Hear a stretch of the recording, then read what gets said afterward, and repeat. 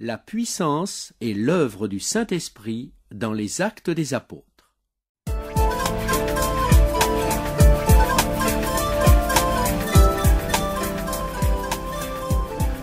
Image 1. Le Seigneur Jésus retourne au ciel.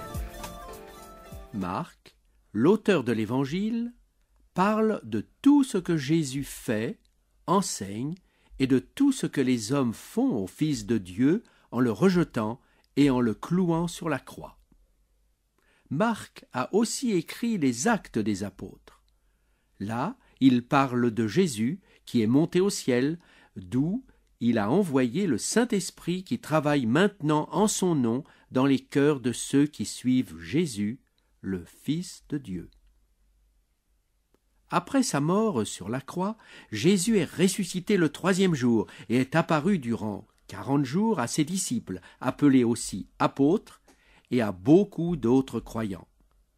Il leur dit de ne pas s'éloigner de Jérusalem, mais d'attendre le baptême du Saint-Esprit qui leur donnera la puissance pour être des témoins du Seigneur jusqu'aux extrémités de la terre. Après ces 40 jours, Jésus est enlevé au ciel pendant que ses disciples regardent. La nuée dérobe Jésus de leurs yeux. Les disciples continuent à regarder vers le ciel, et c'est alors que 2 anges, en vêtements blancs, se présentent et disent « Vous, Galiléens, pourquoi restez-vous les yeux fixés vers le ciel ? Ce Jésus qui a été enlevé au ciel du milieu de vous reviendra de la même manière dont vous l'avez vu s'en aller au ciel. » Les disciples entrent à Jérusalem, et là, ils persévèrent dans la prière avec des femmes et avec la mère de Jésus et ses frères. Jésus est maintenant au ciel, assis à la droite du Père, et là, il intercède pour nous.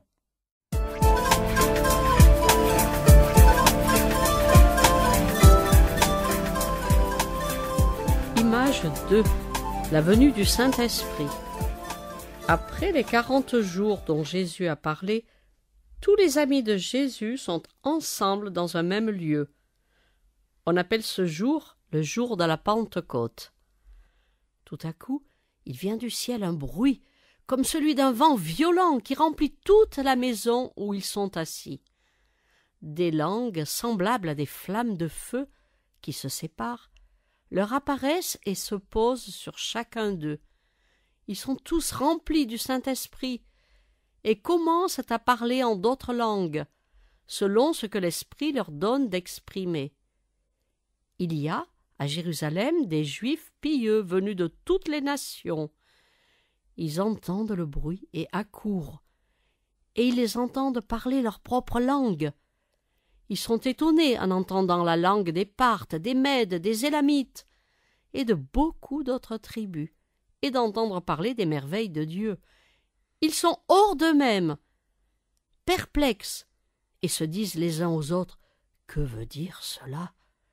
Mais d'autres se moquent d'eux et disent « Oh, ils ont bu trop de vin !»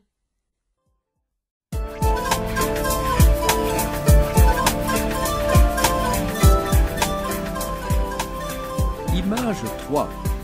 Pierre commence à prêcher. Pierre, debout au milieu des 11 disciples, élève alors sa voix et dit « Vous, Juifs, qui êtes venus à Jérusalem, sachez ceci et écoutez bien mes paroles. Ces gens ne sont pas ivres, car c'est seulement 9 heures du matin. Mais ce que vous voyez et entendez, c'est que le prophète Joël a commencé à annoncer il y a longtemps. Voilà ce qu'il a dit. Dans les derniers jours, dit Dieu, je répandrai de mon esprit sur toute chair. Vos fils et vos filles prophétiseront.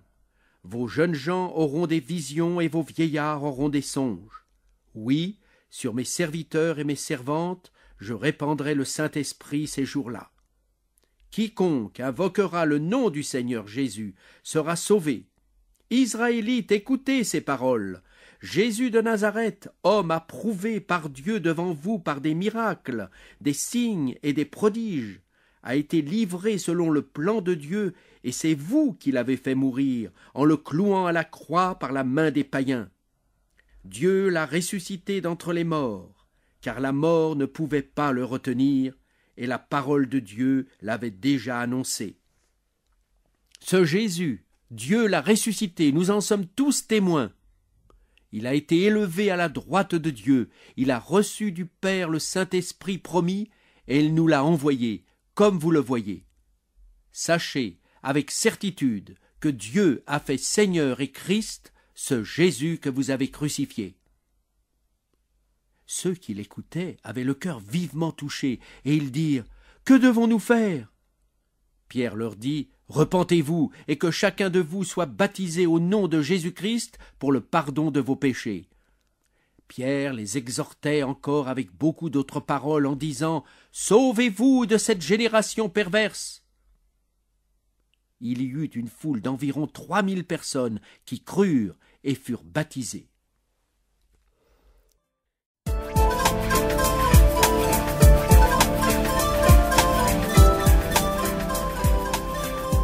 Image 4. La première Église. Ceux qui reçoivent et acceptent les paroles de Pierre montrent par le baptême qu'ils veulent renoncer au monde et vivre pour Dieu. Ils se réunissent pour étudier la parole de Dieu et les apôtres leur enseignent ce qu'ils ont entendu de Jésus. Ils sont en communion les uns avec les autres, ont pris le pain et le vin en se souvenant de la mort et de la résurrection de Jésus, et ils prient ensemble. La crainte de Dieu est en eux, et il se fait beaucoup de miracles par les apôtres. Ceux qui croient sont ensemble et partagent tout. Ils vendent leurs possessions et partagent selon les besoins de chacun.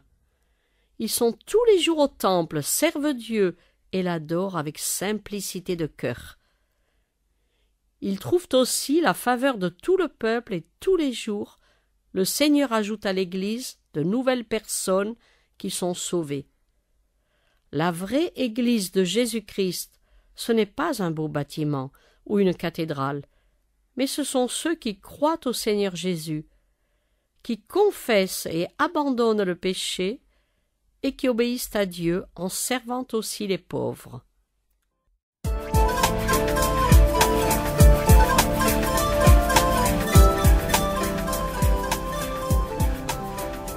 Image 5. Le pouvoir de guérir. Un jour, Pierre et Jean se rendent au temple pour aller prier. On vient juste d'amener un homme boiteux de naissance à la porte du temple. On l'amène là tous les jours pour le laisser mendier. En voyant Pierre et Jean, il leur demande l'aumône. Pierre et Jean fixent les yeux sur lui et lui disent « Regarde-nous ». Il les observe, s'attendant à recevoir quelque chose de leur part. Pierre lui dit « Je ne possède ni or, ni argent, mais ce que j'ai, je te le donne. Au nom de Jésus de Nazareth, lève-toi et marche. » Pierre alors saisit l'homme par la main droite et le met debout. Tout de suite ses pieds et ses chevilles deviennent fermes, il se lève d'un bond et se met à marcher. Il entre dans le temple avec Pierre et Jean en sautant et en louant Dieu. Les gens, voyant l'infirme guéri, sont étonnés. Ils le reconnaissent, comme celui qui était assis tous les jours à la porte pour mendier. Le mendiant guéri ne quitte plus Pierre et Jean, et tout le peuple stupéfait accourt vers eux. Pierre s'adresse à la foule et dit « Vous, Israélites, pourquoi vous étonnez-vous de cela ? Pourquoi fixez-vous les regards sur nous, comme si c'était nous qui, par la puissance et la piété, avions fait marcher cet homme ? Notre Dieu, le Dieu de nos pères, a glorifié son serviteur Jésus que vous avez livré et renié devant Pilate, qui avait voulu le relâcher. Vous avez renié le saint et le juste, et vous avez demandé à sa place un meurtrier. Vous avez fait mourir le prince de la vie que Dieu a ressuscité d'entre les morts. Nous en sommes témoins. C'est par la foi en son nom que son nom même a rendu fort cet homme que vous voyez et reconnaissez. C'est la foi en Jésus qui lui a donné la complète guérison. Et maintenant, frères, je sais que vous avez agi par ignorance, ainsi que vos chefs. Mais Dieu a accompli ce qu'il a annoncé par tous les prophètes, c'est-à-dire les souffrances de son Fils Jésus-Christ. repentez-vous donc et convertissez-vous pour que vos péchés soient effacés.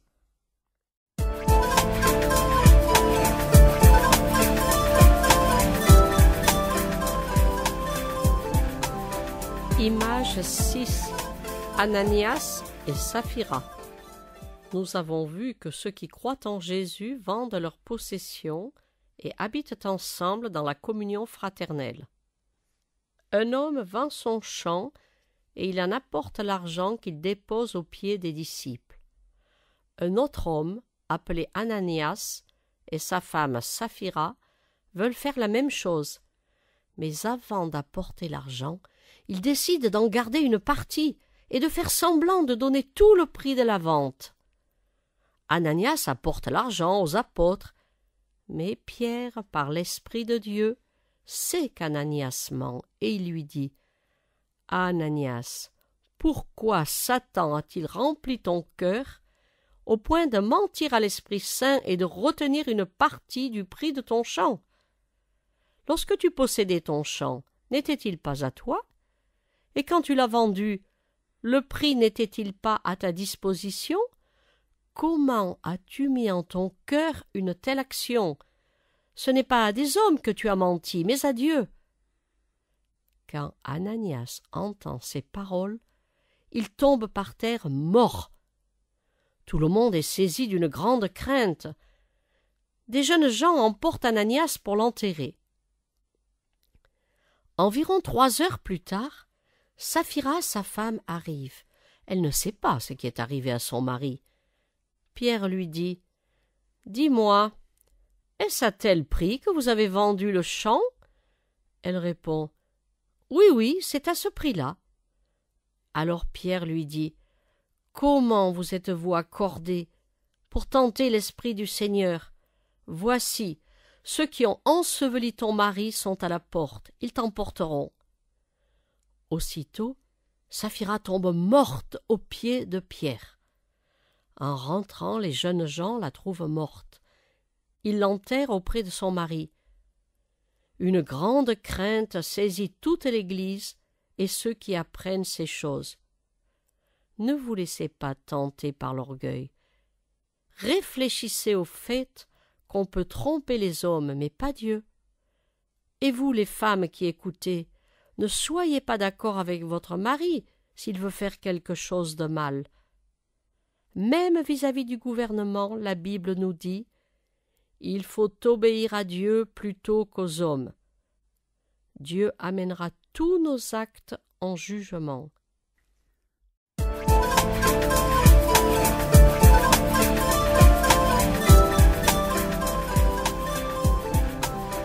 Image 7. Étienne fidèle jusqu'à la mort. Étienne, que vous voyez ici, en train d'être lapidé, a été choisi par les apôtres de Jésus-Christ pour aider et assister les pauvres parmi les chrétiens. Étienne est un homme plein de foi, de sagesse et de l'Esprit Saint. Par la puissance du Saint-Esprit, il fait de grands miracles parmi les gens. Quelques-uns des ennemis des chrétiens discutent avec Étienne, mais ils ne peuvent pas résister à la sagesse et à l'esprit par lequel il parle. Ils cherchent donc à payer de faux témoins qui disent « Nous avons entendu Étienne proférer des paroles blasphématoires contre Moïse et contre Dieu. » Ils excitent aussi la foule, les anciens et les scribes, et ils saisissent Étienne de force pour l'amener en jugement. Au milieu des accusations, les gens regardent Étienne, et son visage est comme celui d'un ange. Dans sa défense, Étienne leur raconte toute l'histoire de son peuple. Il parle d'Abraham, d'Isaac et de Jacob, de Joseph, puis de Moïse qui a libéré le peuple juif de l'Égypte. Il explique aussi comment les gens de l'époque se sont soulevés contre lui et n'ont pas cru en Dieu et ont désobéi et adoré des idoles. Étienne accuse ses accusateurs de se rebeller contre Dieu en s'opposant au Saint-Esprit comme leur père l'avait fait. Il les accuse aussi d'avoir mis à mort le Fils de Dieu, Jésus-Christ, le juste, les accusant d'être des meurtriers, des désobéissants qui n'écoutent pas la parole de Dieu. En entendant ces paroles, ils sont furieux et grincent des dents contre Étienne. Mais lui, plein de l'Esprit Saint, regarde vers le ciel et voit la gloire de Dieu et Jésus debout à la droite de Dieu. Il leur dit : « Voici, je vois les cieux ouverts et le Fils de l'homme debout à la droite de Dieu. » Ses ennemis crient alors d'une voix forte, en se bouchant les oreilles, en se précipitant tous ensemble sur lui, le chassant hors de la ville, et ils le lapident.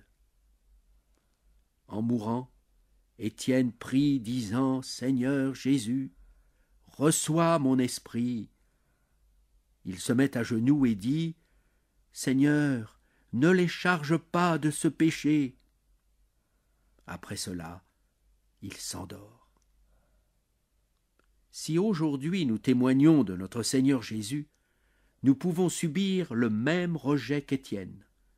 Ils sont nombreux les ennemis de Jésus qui font l'œuvre de Satan.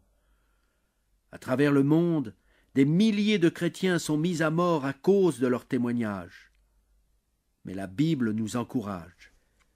Elle nous dit : « Ne craignez pas ceux qui peuvent tuer le corps, mais craignez Dieu seul, en étant fidèle jusqu'à la mort. » Satan aura sa place en enfer. Soyons fidèles jusqu'à la mort et nous recevrons la couronne de vie.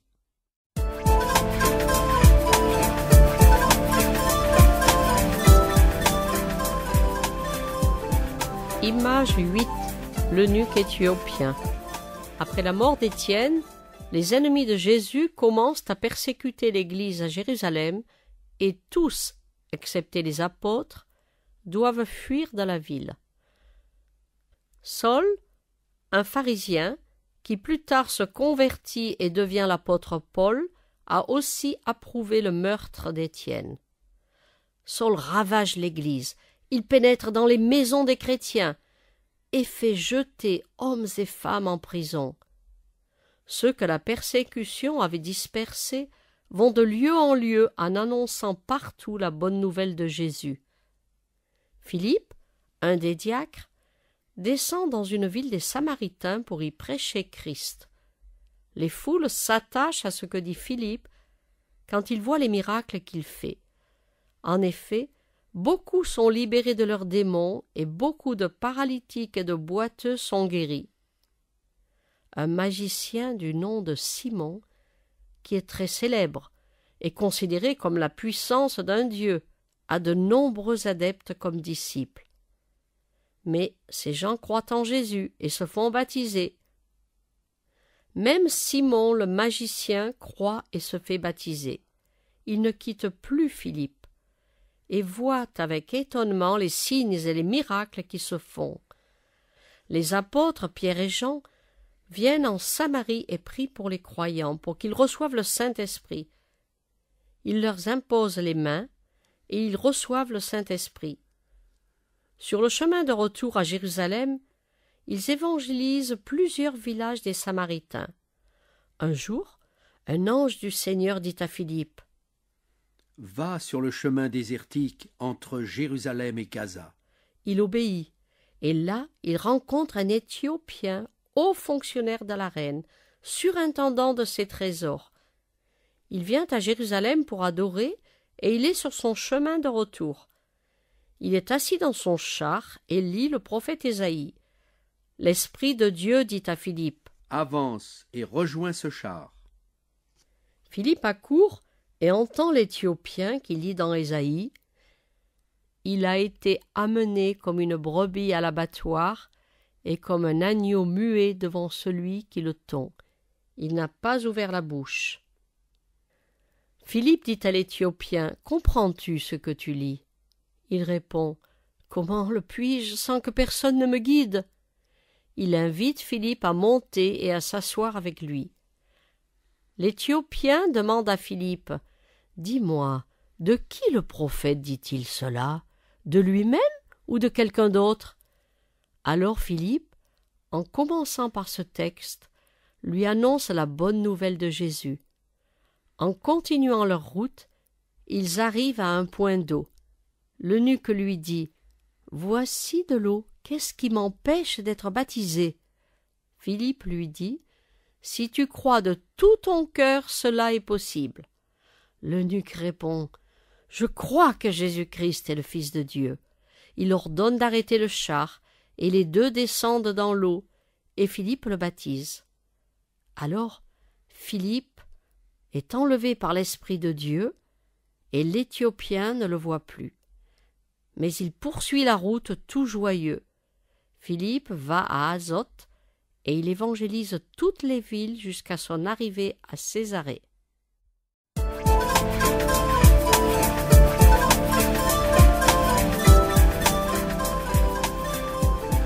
Image 9, la vision de Pierre. Sur cette image, nous voyons Pierre en train de prier. Il a faim et demande de la nourriture. Pendant qu'on la lui prépare, il a une vision. Il voit le ciel ouvert et un objet semblable à une grande nappe attachée par les quatre coins qui descend et s'abaisse sur la terre.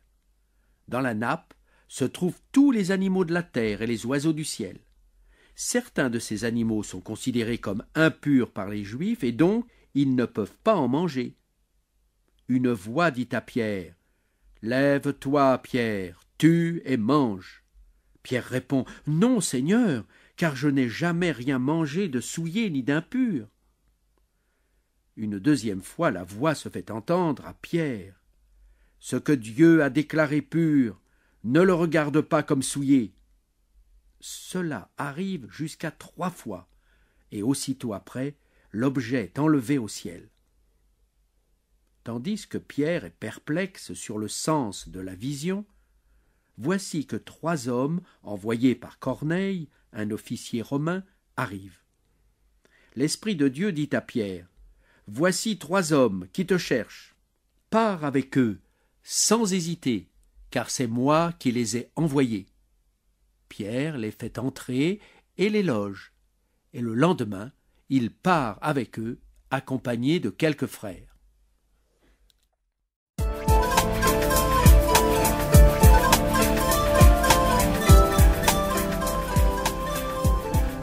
Image 10. Conversion de Corneille. Voici Corneille, centenier de l'armée romaine. Le centenier est un officier qui commande 100 hommes. Corneille n'est pas juif, il est romain. Il est pieux, c'est-à-dire qu'il aime et craint le vrai Dieu, le Créateur des cieux et de la terre, et il prie. Corneille a vu un ange qui lui a dit d'envoyer chercher Pierre. Et voici Pierre qui arrive avec ses compagnons. Normalement, un juif n'a pas le droit d'entrer dans la maison d'un non-juif. Cela le rend impur. Dès ce moment, Pierre commence à comprendre la vision qu'il a eue. Il comprend qu'il ne doit pas considérer un homme comme impur quand Dieu le déclare pur. Corneille s'agenouille devant Pierre, mais Pierre le relève et lui dit « Moi aussi, je suis un homme. » En parlant ensemble, Pierre et Corneille entrent dans la maison où beaucoup de personnes sont réunies. Pierre dit « Vous savez qu'il est interdit à un juif de se lier avec un étranger. Mais Dieu m'a montré qu'il ne fait pas de différence entre les Juifs et les gens des autres nations. C'est pourquoi, quand vous m'avez envoyé chercher, je suis venu sans faire d'objection. Je vous demande donc pour quelle raison vous m'avez fait venir. » Alors, Corneille lui raconte que 4 jours plus tôt, il était en prière, et un homme en habit éclatant lui a dit « Corneille, ta prière a été exaucée. Envoie chercher Simon qu'on appelle Pierre. » J'ai fait cela, et nous voilà donc tous devant Dieu pour entendre tout ce qui a été ordonné par le Seigneur. Pierre ouvre alors la bouche et dit « En vérité, je comprends que pour Dieu il n'y a pas de considération de personne, mais en toute nation, celui qui le craint et qui pratique la justice lui est agréable. Il a envoyé la parole aux fils d'Israël en leur annonçant la bonne nouvelle de la paix par Jésus-Christ. C'est lui le Seigneur de tous. Vous savez ce qui est arrivé en Galilée et en Judée, comment Jésus a guéri les malades et délivré des démoniaques. Nous sommes témoins de tout cela. Les gens l'ont fait mourir en le crucifiant. Mais Dieu l'a ressuscité des morts le 3e jour et s'est manifesté à nous.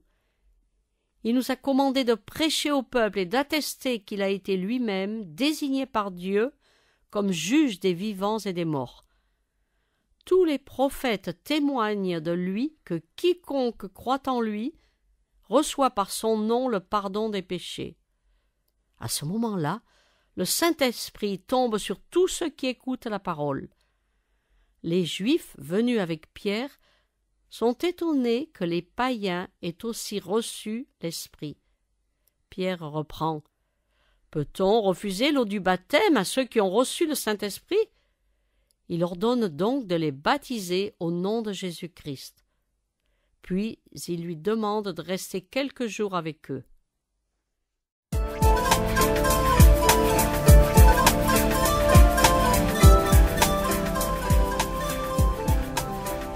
Image 11. Pierre délivré de la prison. Le roi Hérode commence à persécuter quelques membres de l'Église et il fait mourir l'apôtre Jacques, le frère de Jean. Voyant que cela est agréable aux Juifs, il fait aussi arrêter Pierre. Il le jette en prison et le fait garder par 4 équipes de 4 soldats, ayant l'intention de faire son procès le lendemain. Mais l'Église prie Dieu pour lui sans arrêt. Cette nuit-là, Pierre dort entre 2 soldats liés par des chaînes. D'autres sentinelles se trouvent devant la porte de la prison. Tout à coup, un ange du Seigneur apparaît et une lumière brille dans la cellule. L'ange réveille Pierre en le frappant au côté, puis il lui dit « Lève-toi promptement !» Les chaînes tombent de ses mains. L'ange lui dit de s'habiller, de mettre sa ceinture et d'attacher ses sandales. Pierre suit l'ange. Il ne sait pas que c'est la réalité, mais il pense avoir une vision. Après avoir franchi la 1re et la 2e garde, ils arrivent à la porte de fer qui mène à la ville. Elle s'ouvre d'elle-même, et ils s'avancent dans une rue. Aussitôt, l'ange le quitte. Pierre, revenu à lui-même, dit « Certainement, je sais vraiment que le Seigneur a envoyé son ange, et il m'a délivré de la main d'Hérode et de tout ce que le peuple juif avait l'intention de me faire. »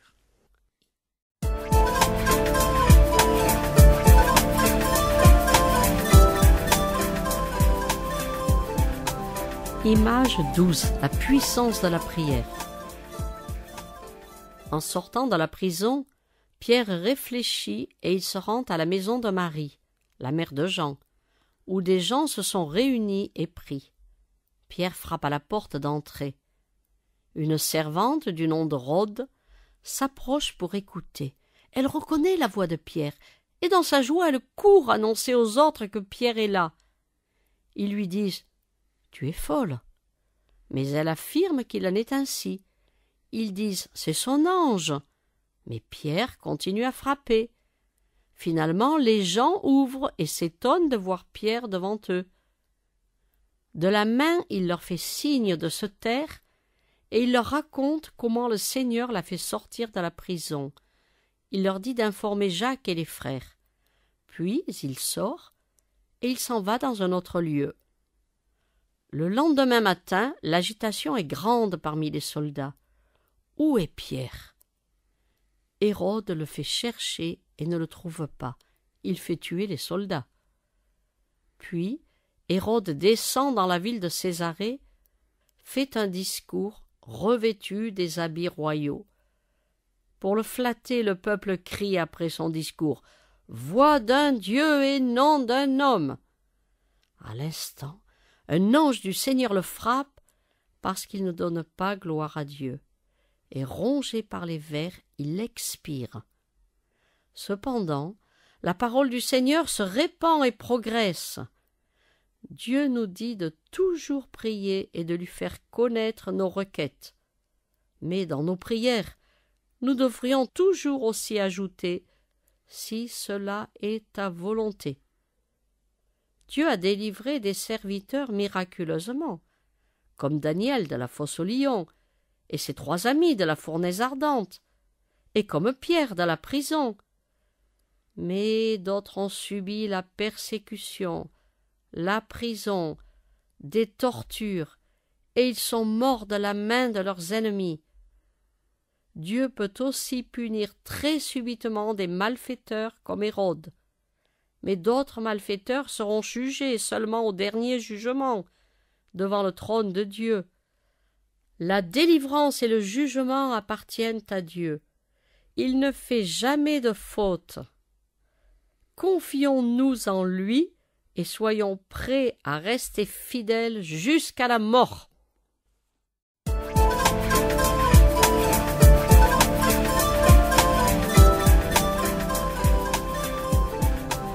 Image 13, la conversion de Paul. Sur les images suivantes, nous voyons la vie d'un homme appelé Paul. C'est lui qui a gardé les vêtements des témoins qui ont condamné et tué Étienne. On l'appelle aussi Saul. Il hait les chrétiens et demande des lettres qui l'autorisent à mettre en prison même des chrétiens de la ville de Damas en Syrie.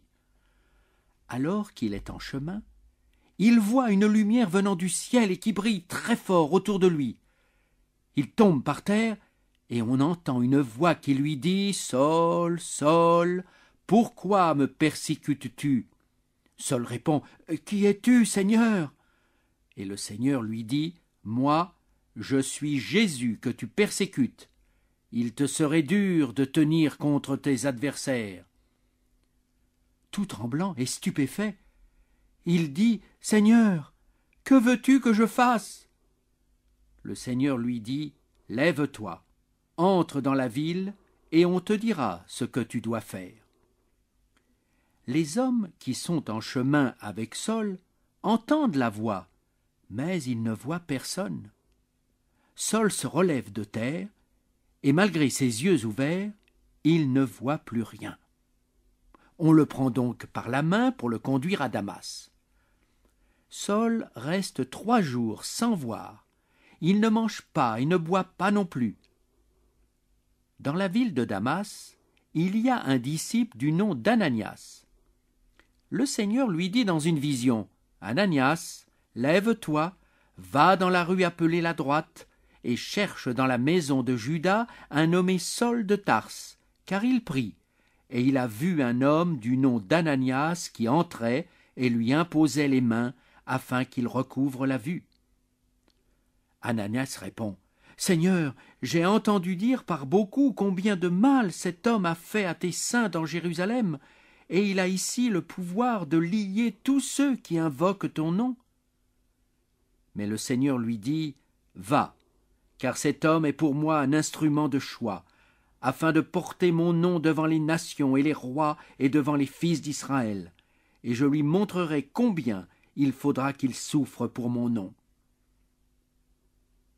Si vous êtes aujourd'hui un ennemi de ceux qui suivent le Seigneur Jésus, et si vous êtes prêt à même aller les tuer, Dieu peut aussi vous changer complètement, et vous aussi vous proclamerez ce que vous aviez combattu.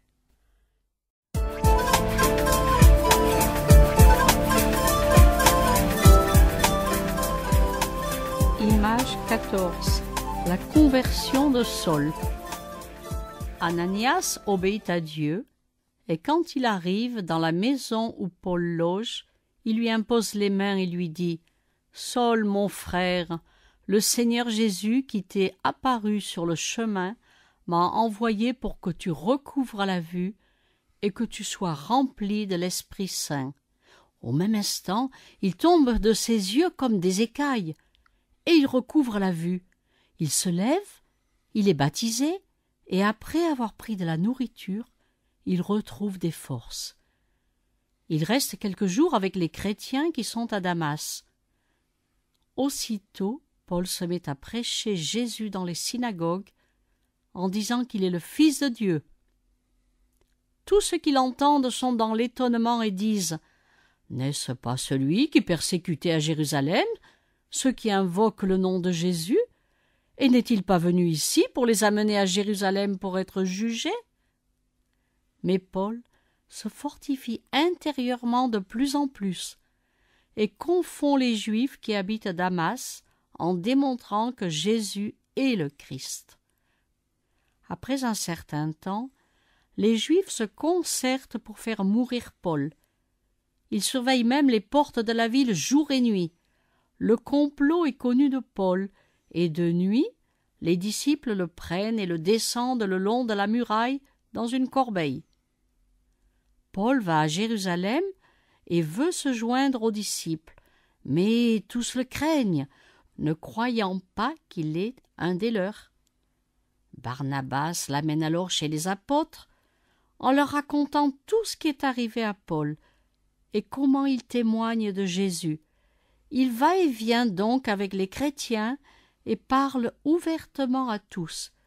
Mais les ennemis de Jésus veulent le tuer, et les disciples font partir Paul à Tarse, son lieu de naissance. Si nous nous convertissons et suivons le Seigneur Jésus, les gens pourront peut-être nous persécuter et même essayer de nous tuer. Mais si nous connaissons Jésus personnellement, nous n'aurons jamais envie de l'abandonner, ni de reculer en arrière. Il est la lumière, la vie, et il vaut la peine de le suivre.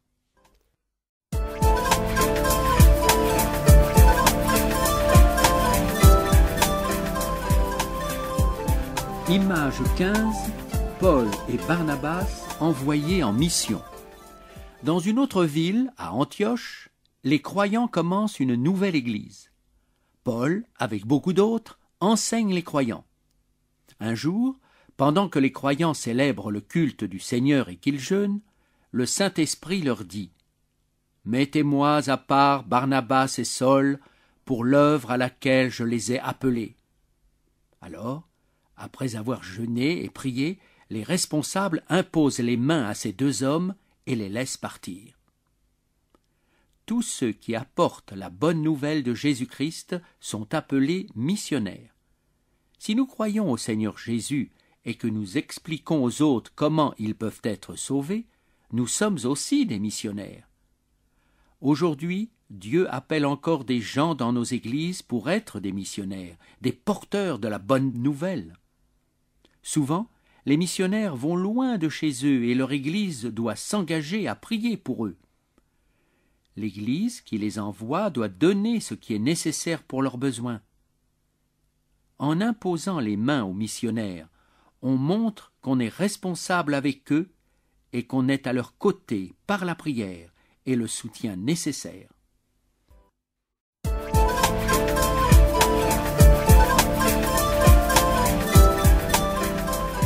Image 16.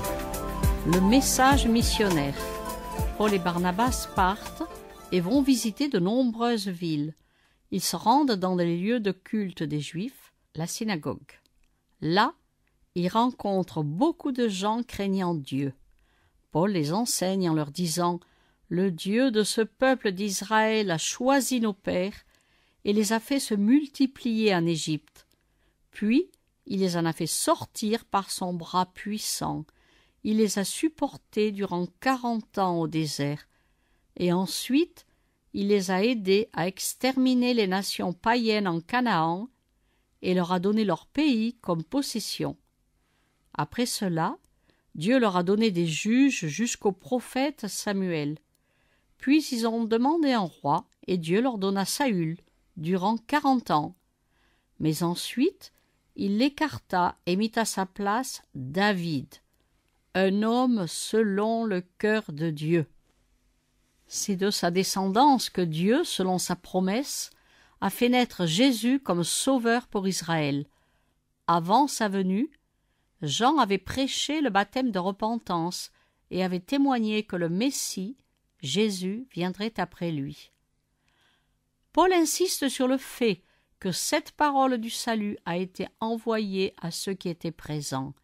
Mais les habitants de Jérusalem et leurs chefs ont méconnu Jésus et ont accompli les paroles de leurs prophètes.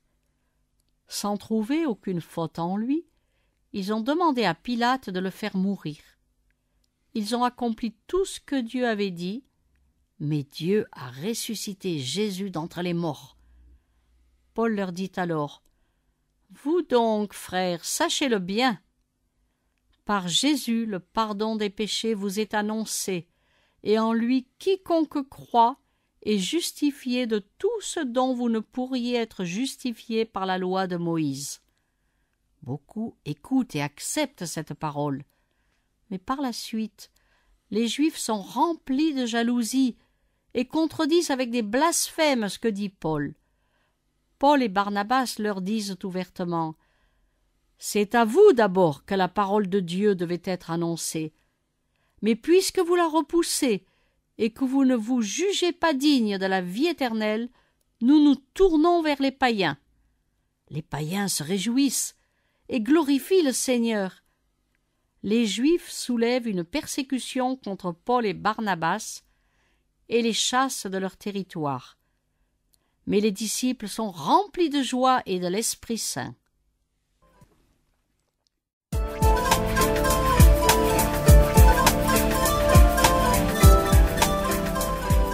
Image 17. Dieu guide Paul. De nouvelles églises fortes se sont formées après que Paul ait prêché dans les villes. Quelques années plus tard, Paul visite de nouveau ces églises. Il emmène avec lui un homme appelé Silas, et à Lystre, ils prennent un jeune appelé Timothée qui a une mère juive et un père grec. Ils font connaître partout les décisions des apôtres concernant les païens qui se sont convertis à Jésus. Ceux-ci ne sont pas obligés de se faire circoncire, mais ils doivent s'abstenir des souillures des idoles, de la prostitution, des animaux étouffés et de ne pas boire ou manger du sang. Le Saint-Esprit empêche Paul et ses compagnons d'annoncer la parole de Dieu dans l'Asie, et ils traversent donc la Phrygie, la Galatie, la Mysie, et essayent d'aller en Bithynie. Mais l'Esprit de Jésus ne leur permet point. Paul se laisse conduire par Dieu, car il sait que sans sa présence, il ne peut rien faire. Une nuit, Paul a une vision. Il voit un Macédonien debout qui le supplie de venir en Macédoine et de les secourir. Paul conclut que Dieu les appelle pour y annoncer l'Évangile, et aussitôt il cherche un bateau qui les amène à Philippe, la capitale de la Macédoine. Quelquefois, Dieu envoie ses messages par un rêve ou par une vision. Mais faisons attention, car le diable aussi peut nous influencer par ses mensonges. Il nous faut avant tout connaître la parole de Dieu, et elle dit que 2 ou 3 témoins sont nécessaires pour confirmer une chose. Nous devons rejeter les rêves et les visions qui sont contraires à la Bible. Ce que Dieu dit se confirme et s'accomplit. Les serviteurs de Dieu sont appelés à annoncer la parole de Dieu et non pas leurs visions et leurs rêves. Rejetons de tels séducteurs.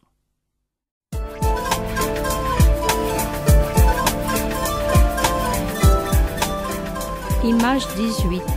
Paul et Silas ont des problèmes. Le jour du sabbat, Paul et ses compagnons vont au bord de la rivière, pensant que c'est un lieu de prière. Plusieurs femmes sont réunies, dont l'une s'appelle Lydie. Celle-ci écoute attentivement, et le Seigneur lui ouvre le cœur, et elle s'attache à ce que dit Paul. Elle et toute sa famille se font baptiser, et elle les presse d'accepter de loger chez elle. En allant au lieu de prière, une servante qui a un esprit de serpent les suit et crie « Ces hommes sont les serviteurs du Dieu Très-Haut. Ils vous annoncent la voie du salut. » Par sa divination, elle procure beaucoup d'argent à ses maîtres. Durant plusieurs jours, elle suit Paul. Alors Paul, fatigué d'entendre les paroles de la servante, se retourne et dit à l'esprit « Je t'ordonne, au nom de Jésus-Christ, de sortir d'elle. » Et il sortit à l'heure même. Les maîtres de la servante, voyant disparaître leur profit, saisissent Paul et Silas et les amènent au juge en disant « Ces hommes troublent notre ville. Ce sont des Juifs qui proclament des choses qui ne nous sont pas permises, à nous les Romains. » La foule se soulève, leur arrache les vêtements, les battent avec des verges et les jette en prison. on leur met les chaînes aux pieds. Vers le milieu de la nuit, Paul et Silas prient et chantent les louanges à Dieu, et les prisonniers les écoutent. Tout à coup, il y a un grand tremblement de terre. Toutes les portes s'ouvrent, les chaînes des prisonniers tombent, le geôlier se réveille, pensant que tous les prisonniers ont fui, et il veut se tuer avec son épée. Mais Paul crie d'une voix forte « Ne te fais aucun mal, nous sommes tous ici !» Le geôlier demande de la lumière et tombe tout tremblant devant Paul et Silas. Il les mène dehors et dit « Seigneur, que faut-il que je fasse pour être sauvé ?» Ils répondent « Crois au Seigneur Jésus et tu seras sauvé, toi et toute ta famille. » Il lui annonce la parole du Seigneur ainsi qu'à tous ceux qui sont dans sa maison. Le geôlier lave leurs plaies, puis il est baptisé, lui et tous les siens. Il leur offre à manger et se réjouit avec toute sa famille d'avoir cru en Dieu. Le jour après, les autorités de la ville veulent relâcher Paul et Silas. Mais Paul dit « Après nous avoir fait battre publiquement et sans jugement, nous qui sommes Romains, ils nous ont jetés en prison. Et maintenant, ils nous mettraient dehors secrètement? Non pas, qu'ils viennent eux-mêmes nous libérer. » Les autorités viennent donc les apaiser et les libèrent en les priant de quitter la ville. Paul et Silas exhortent encore Lydie et les frères, puis ils partent.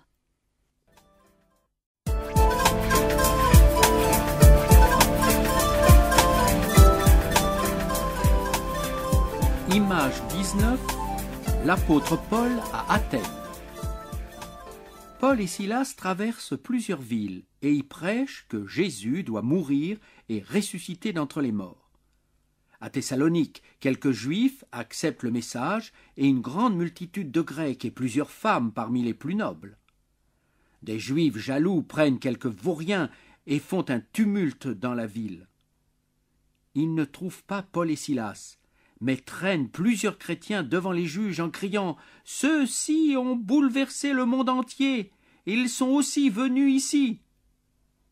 Les frères font partir Paul et Silas dans la nuit, et ils arrivent à Bérée, où les gens reçoivent avec empressement la parole, en examinant chaque jour si ce qu'ils disaient était exact. Beaucoup d'entre eux croient. Mais les Juifs de Thessalonique viennent aussi à Bérée pour soulever la foule. Les frères font partir Paul, mais Silas et Timothée restent. Quelques-uns accompagnent Paul jusqu'à Athènes, la capitale de la Grèce. En se promenant dans la ville, Paul est très troublé en voyant qu'elle est complètement vouée aux idoles. Paul s'entretient avec les Juifs et ceux qui craignent Dieu à la synagogue et chaque jour sur la place publique, avec ceux qu'il rencontre. Quelques philosophes parlent avec lui en disant « Que veut dire ce discoureur ?» D'autres disent « Il semble être un prédicateur de divinités étrangères. » Ils le prennent donc avec eux sur une place de divinité en lui disant « Pourrions-nous savoir quel est ce nouvel enseignement dont tu nous parles ?» Tous les Athéniens passent leur temps à dire ou à écouter de nouvelles choses. Paul leur dit « Athéniens, je vois que vous êtes extrêmement religieux. J'ai vu beaucoup d'idoles et même un autel avec cette inscription « à un Dieu inconnu. Ce que vous adorez sans le connaître, je vous l'annonce. Dieu, le Créateur de tout, n'habite pas dans des temples et ne veut pas être servi par des mains d'hommes, comme s'il avait besoin de quelque chose. Il a fait les nations à partir d'un seul homme et a fixé leur temps pour qu'ils cherchent Dieu en tâtonnant. Mais il n'est pas loin de nous. Dieu n'est pas semblable à de l'or, de l'argent, de la pierre sculptée et représentée comme une idole. Dieu a fixé un jour où il va juger le monde, et il appelle tous les hommes à se repentir. Comme preuve que cela arrivera, Dieu a ressuscité Jésus d'entre les morts. Lorsqu'ils entendent parler de résurrection des morts, les uns se moquent, d'autres disent Nous t'entendrons là-dessus une autre fois. » Mais quelques-uns s'attachent à Paul et croient.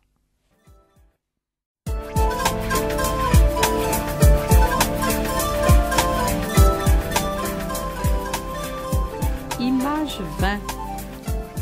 Paul à Corinthe. Après être parti d'Athènes, Paul arrive à Corinthe. Là, il trouve un juif du nom d'Aquilas avec sa femme Priscille, qui avait été chassés de Rome par l'empereur Claude parce qu'ils étaient chrétiens. Paul se lie avec eux, et comme ils sont tous les deux des faiseurs de tentes, il reste avec eux et ils travaillent ensemble. Chaque sabbat, Paul a des entretiens avec les Juifs et les Grecs. Après que Silas et Timothée le rejoignent, Paul se consacre entièrement à l'enseignement de la parole, et il confirme aux Juifs que Jésus est le Christ. Mais les Juifs s'opposent à lui avec des blasphèmes. Alors Paul secoue ses vêtements et leur dit « Que votre sang retombe sur votre tête! J'en suis pur, et dès maintenant j'irai vers les païens. » Malgré l'opposition, le chef de la synagogue croit au Seigneur avec toute sa famille, et beaucoup de Corinthiens croient et sont baptisés. Une nuit, le Seigneur dit à Paul « Sois sans crainte, mais parle et ne te tais pas, car moi je suis avec toi, et personne ne mettra la main sur toi pour te faire du mal, parce que j'ai un peuple nombreux dans cette ville. » Durant 1 année et demie, il enseigne la parole de Dieu. Les ennemis juifs se soulèvent alors et le mènent devant le tribunal, l'accusant de séduire les gens à rendre un culte à Dieu, ce qui est contraire à la loi.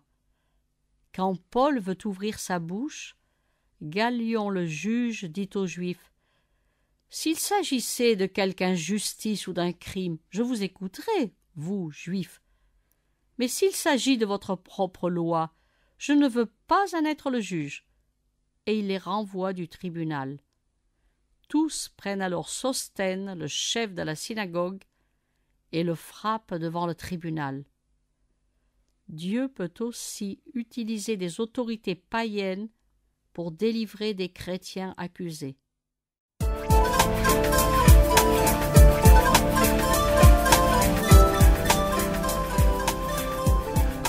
Image 21, Paul arrêté à Jérusalem. Paul continue à voyager et à visiter beaucoup d'églises. Partout, il encourage les croyants pour qu'ils continuent à suivre le Seigneur Jésus. Paul décide d'aller à Jérusalem pour la Pentecôte. Dans toutes les villes où Paul passe, le Saint-Esprit l'avertit qu'il sera emprisonné et qu'il aura des tribulations. Mais il est même prêt à donner sa vie à Jérusalem. Paul avertit aussi les églises de s'attacher au bon enseignement, car il y aura même du milieu des chrétiens de faux docteurs qui séduiront beaucoup. 7 jours après son arrivée à Jérusalem, des Juifs de l'Asie le voient au temple, et ils soulèvent la foule en criant « Israélites, au secours ! Voici l'homme qui enseigne partout des choses contre notre peuple, la loi et contre le temple. Il a même introduit des païens dans le temple. » Ils saisissent Paul, le traînent hors du temple et ferment les portes. Ils cherchent à le tuer, et, apprenant cela, le chef des soldats romains arrive avec ses soldats. Les gens cessent alors de frapper Paul, et les soldats le lient avec 2 chaînes. Le chaos est complet et tout le monde crie. Les soldats portent même Paul à cause de la foule violente qui crie « À mort! À mort !» Avant d'être introduit dans la forteresse, Paul dit au chef « M'est-il permis de dire quelque chose ?» Et il leur permet. Paul fait un signe de la main. Il se fait un grand silence, et quand il parle dans la langue du peuple, le silence devient encore plus grand. Il leur dit qu'il avait été élevé à Jérusalem, enseigné par Gamaliel dans les lois de Dieu, qu'il était zélé pour Dieu et qu'il persécutait les chrétiens. Puis il leur raconte comment le Seigneur lui est apparu et comment il s'est converti. Plus tard, à Jérusalem, le Seigneur lui a dit de s'enfuir car les gens ne recevraient pas son message. Jésus lui a dit « Va, car je t'enverrai au loin vers les païens. » chaque fois que les Juifs ont reçu des reproches et que Dieu disait du bien des païens, les Juifs ont réagi brutalement. Ils se croyaient les seuls justes sur la terre et persécutaient ceux qui osaient les critiquer. Les gens écoutent Paul jusqu'à cette parole. Puis ils crient « À mort un tel homme !» Ils jettent leurs habits et ils lancent de la poussière dans l'air. Dieu protège Paul et dans le procès qui suit, il lui donne la possibilité de témoigner de Jésus au plus grand chef religieux de son pays. Le Seigneur le fortifie pendant la nuit en lui disant « Il faut que tu témoignes de moi aussi à Rome. »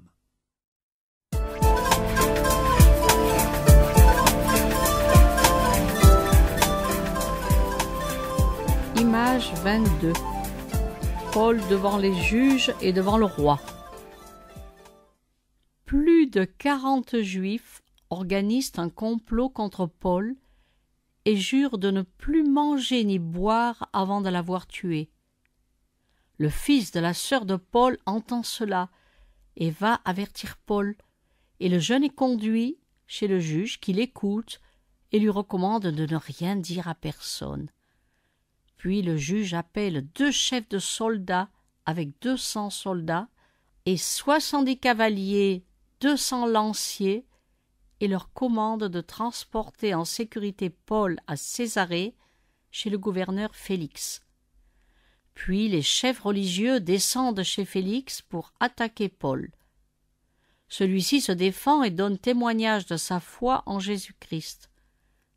Félix renvoie les chefs et leur dit qu'il reverrait l'affaire quand son successeur Festus serait là. Félix écoute avec sa femme ce que Paul dit au sujet de la foi en Jésus. Mais quand Paul parle sur la justice, la maîtrise de soi et le jugement à venir, Félix, saisi de crainte, lui dit « Pour le moment, tu peux t'en aller. Quand je trouverai le temps, je te rappellerai. » Il espère aussi recevoir de l'argent de Paul. C'est pourquoi il l'envoie chercher souvent pour s'entretenir avec lui. Ceci dure 2 ans. Quand Festus prend la place de Félix comme juge, il monte à Jérusalem. Les chefs religieux lui demandent la faveur de leur amener Paul pour le jugement. Ils préparent tout pour le tuer en chemin, mais Festus leur répond que Paul restera à Césarée. Les chefs des Juifs descendent donc à Césarée et accusent Paul très fortement, mais ils ne peuvent pas prouver ce qu'ils disent. Festus, qui veut trouver la faveur des Juifs, demande à Paul s'il veut monter à Jérusalem pour y être jugé. Paul refuse et demande d'être jugé à Rome. Un jour, le roi Agrippa et sa femme Bérénice viennent à Césarée pour saluer Festus, et Agrippa exprime le désir d'écouter Paul. Le jour suivant, le roi et la reine et tous les grands entrent dans la salle d'audience, et Paul est amené devant eux. Agrippa dit alors à Paul « Il t'est permis de parler pour ta cause. » Paul se dit très heureux de pouvoir présenter sa défense devant quelqu'un qui connaît toutes les coutumes des Juifs. Il affirme surtout que Jésus est ressuscité d'entre les morts et qu'il lui est apparu et a transformé toute sa vie. Il annonce la repentance et la conversion à Dieu ainsi que les œuvres dignes de la repentance aux Juifs et aux païens. Pour cela, les Juifs tentent de le faire mourir, mais Dieu le protège. Festus crie alors à haute voix « Tu es fou, Paul, ton intelligence te fait dévier !» Mais Paul réplique « Ce sont des paroles de vérité que j'annonce, et le roi n'ignore rien de cela. » « Crois-tu au prophète, roi Agrippa ? Je sais que tu y crois. » Agrippa répond à Paul « Encore un peu, et tu vas me persuader de devenir chrétien. » Paul dit alors « Plaise à Dieu que non seulement toi, mais encore tous ceux qui m'écoutent aujourd'hui, vous deveniez tels que je suis, moi, à l'exception de ces chaînes. » Agrippa dit alors à Festus « Cet homme aurait pu être relâché s'il n'en avait pas appelé à César. »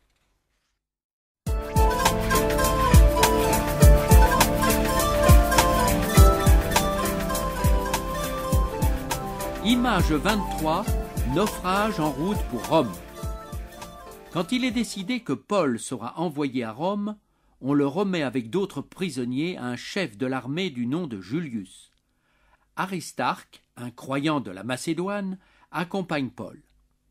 Le voyage se fait par bateau et, lors d'escale, Julius permet à Paul d'aller visiter ses amis et de recevoir leurs soins. Le voyage sur la mer est lent et pénible à cause de vents violents, et l'hiver approche, et la navigation devient dangereuse. Paul avertit Julius que le voyage va se terminer en catastrophe, mais il se fie plutôt au capitaine du navire qui veut continuer. Tout à coup, un vent de tempête se déchaîne et dure 14 jours. Il jette la cargaison à la mer et abandonne tout espoir d'être sauvé. Ni le soleil ni la lune ne paraissent pendant plusieurs jours. Les gens sur le bateau n'ont pas mangé depuis longtemps. Alors Paul, debout au milieu des hommes, leur dit « Vous auriez dû m'obéir et ne pas partir. Vous auriez évité ce péril et ce dommage. Maintenant je vous exhorte à prendre courage, car aucun de vous ne périra. Seul le navire sera perdu. Mais un ange, à qui j'appartiens et que j'adore, s'est approché de moi cette nuit et m'a dit « Sois sans crainte, Paul, il faut que tu comparaisses devant César, et voici que Dieu t'accorde la grâce de tous ceux qui naviguent avec toi. » Paul les exhorte à manger quelque chose, car durant 14 jours, ils n'ont rien mangé. Ils sont 276 personnes. Peu après, le bateau s'approche de la terre et s'échoue sur un banc de sable, et l'arrière du bateau se brise à cause de la violence des vagues. Les soldats ont l'intention de tuer les prisonniers, mais Julius ne leur permet pas, car il veut sauver Paul. Ceux qui savent nager se jettent dans l'eau et les autres s'accrochent à des planches ou à des débris du bateau pour arriver à terre. Tous parviennent à terre, sains et saufs, comme l'ange de Dieu l'avait promis. Quand Dieu nous donne un travail à faire ou qu'il nous envoie quelque part pour témoigner du Seigneur Jésus, il peut nous délivrer de tous les dangers dans lesquels nous pouvons nous trouver. L'île où ils accostent s'appelle Malte, et les païens leur témoignent une bienveillance extraordinaire. Ils allument un grand feu, et Paul ramasse du bois. Alors un serpent le mord et s'attache à sa main. Quand les païens voient cela, ils disent « Certainement, cet homme est un meurtrier, puisqu'à peine sauvé de la mer, la justice de Dieu n'a pas voulu le laisser vivre. » Mais Paul secoue le serpent dans le feu et ne ressent aucun mal. Les gens s'attendent à le voir enfler et tomber mort, mais rien ne lui arrive. Ils changent donc d'avis et disent qu'il est un dieu. Le chef de l'île, Publius, a son père qui a de la fièvre et la dysenterie. Paul entre chez lui, prie, lui impose les mains et le guérit. Après cela, les autres malades de l'île viennent et sont guéris. Les habitants leur font de grands honneurs, et à leur départ, après 3 mois, ils leur fournissent tout ce dont ils avaient besoin.